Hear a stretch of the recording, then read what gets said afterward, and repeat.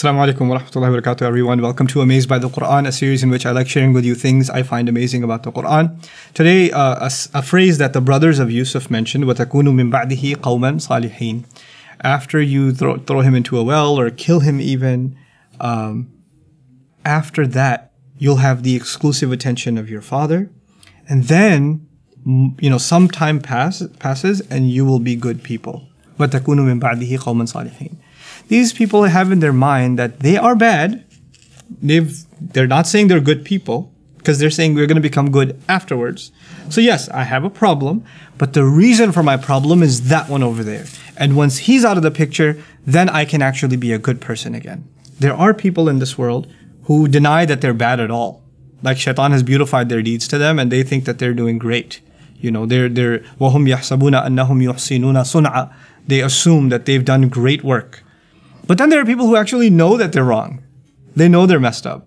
But they won't acknowledge that it's themselves that has to change. They'll blame some outside factor or usually some other person and say, so long as that person's in my life or so long as that person is doing this, this, and this, I have to continue to be, a terrible human being. And once I can get rid of them or cause them harm or do, in this case, even kill them or remove them entirely, until I do that, I have no way of becoming a good person. In other words, your goodness is now entirely dependent on another. This is the biggest lie a person can tell themselves. That you hide your problems, your own flaws in character, and you mask them as somebody else's, somebody else is the reason. Nobody else is the reason for the way you are. You are. You have the ability to change. And you can't blame anybody else. Otherwise, there's no difference between you and Yusuf's brothers. You hope to become a better person, but how can you? You're still with this person over here. Or they're still in you. Oh, it's because of my dad. It's because of my mom. It's because of my brother. It's because of my wife. It's because of my husband. None of that should matter. None of that should. Some of the greatest prophets were married to some of the most terrible women in the world. And they were the greatest people. Some of the greatest prophets had horrible children. Some prophets had terrible parents. That they didn't say, well, I had a tough upbringing. Ibrahim alayhi salam is not going to say, I had a tough upbringing. What do you want me to do? He's not going to do that. SubhanAllah. We cannot hide behind other people for our own flaws in character. Yes, they impact us. Yes, they emotionally scar us. But you know what? This is a disease. And we have to learn to stand for ourselves. This is something Allah teaches us in His book.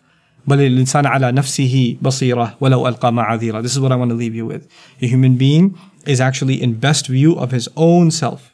Ala nafsihi suggests even only on himself, meaning you cannot see anything more clearly than you can see yourself, even if you come up with excuses. Deep down inside, you know and I know. May Allah make us of people who don't hide behind excuses and don't put our problems and our flaws as the responsibility of other people, burdening them with it. May Allah Azza wa Jal help us fix ourselves to the best of our ability and better our relationships with people all around us. Barakallahu li wa lakum. Assalamu alaikum wa rahmatullahi wa barakatuh.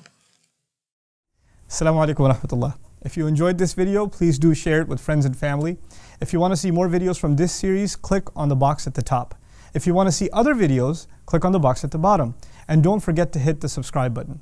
Thanks.